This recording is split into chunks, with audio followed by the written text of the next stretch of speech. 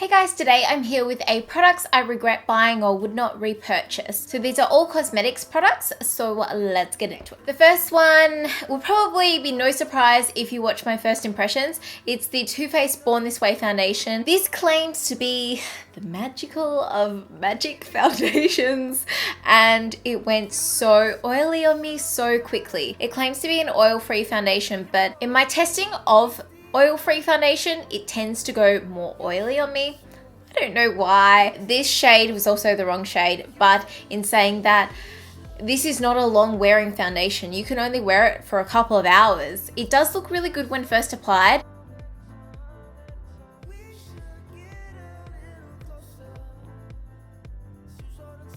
But it's definitely not something that I'd repurchase considering I have an oily T-zone. Some lip products. I have the LA Girl Matte Flat Finish Pigment Gloss. I have two shades, Rebel and Fantasy. Fantasy is a really bright coral and Rebel is a really gorgeous berry color. I've recently used both of these in tutorials, and after filming I've eaten and they've just come off.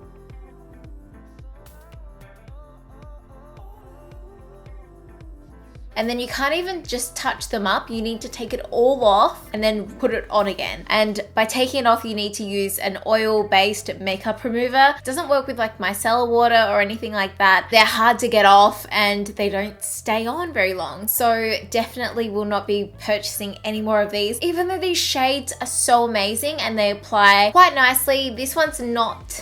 I think you need like a few coats, like it doesn't just swipe on in one go kind of thing. But yeah, won't be repurchasing those ones. I've got two concealers here and they both don't work for me for different reasons.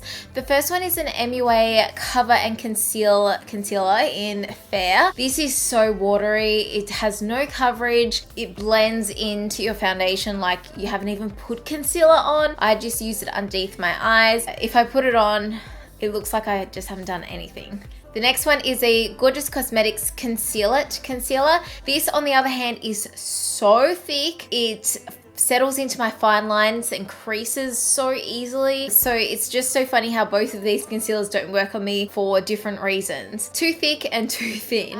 My next product is a primer. This is the Maybelline Baby Skin Primer. It's one of the silicone-based primers, which I usually do really love. However, this does not help my makeup last longer. I feel like it does help it go on smoother, but I've worn it a few times to work and by the end of the day, my makeup like is just all over the shop. It makes it transfer. I don't know what it does, if it builds like a shield and then it sits on the shield and doesn't sink into the skin. I'm not too sure, but it definitely doesn't make my makeup last longer whenever I have used it. So definitely save your money there. I've got two eyeliners and one of them is no surprise if you watch the Essence One Brand makeup tutorial. This is the easy to use eyeliner pen. I bought mine and it was, the first time I went to use it, it was completely dried up.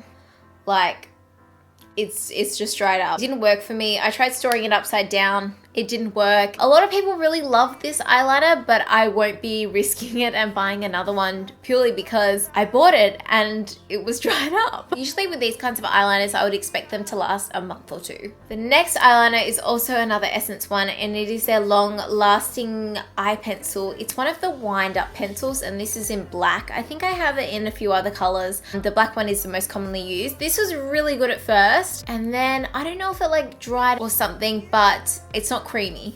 Like you have to really work it into your eye, and in saying that, your eye area is such a delicate area, you shouldn't be doing that. I've tried the tricks of like trying to warm it up and everything like that, but it's just not worth it for me. I'd much prefer use a kohl eyeliner or find one that I don't need to really drill into my eyes, if you know what I mean. Okay, so next we have the Scandalized Rock and Curves Mascara. Now this wand is really cool. Funny story about this, when this first came out, I know Brittany Lee Saunders tried it. Oh, hello. There's like a little daggy bit. Brittany Lee Saunders tried it and she showed us like a before and after picture of it. And holy crap, it made her lashes look really, really good. It doesn't work on mine. I don't know if because my lashes are quite lengthy, they all just glue together and stick together. I've had this one open for quite some time, but I barely use it. It's a very wet formula for me. I feel like if it were a bit drier, it would work a bit better. The wand it's not exactly easy to use considering the curves in it, so it's not really user friendly. I do like how it fans out and then it gets smaller, the bristles are smaller on the inner corner, so it's easy to get in that inner corner. But I guess this is okay for like volumizing the lashes after you've already applied like a lengthening and separating mascara. It would be okay for that, but I used it in a Rimmel One Brand tutorial and it just made my lashes clump together, like, and I had to use a spoolie to separate them. I don't know if you can see that, but my eyes are like stuck together, my lashes. I'm just gonna have to use this to... Next up, I have the Makeup Forever Pro Sculpting Duo. This is in 01. If you haven't seen this, this is what it looks like. It comes with a bronzer and a highlighter. I used this the other day and I had quite fair skin because I think that this one is meant for fair skin. And the bronzer is just too orange, like far too orange. Well, for my skin tone anyway, personally. And the highlighter, I find it doesn't even do that much. It looks gorgeous and... I don't know, you swatch it and it comes off okay, but like I've definitely got other highlighters that are better. I don't know. And I find that if I apply it and then at the end of the day, I'm like, I can't even tell if I'm wearing highlighter. Like it looks quite nice, but then, and I'm like kind of packing it on as well.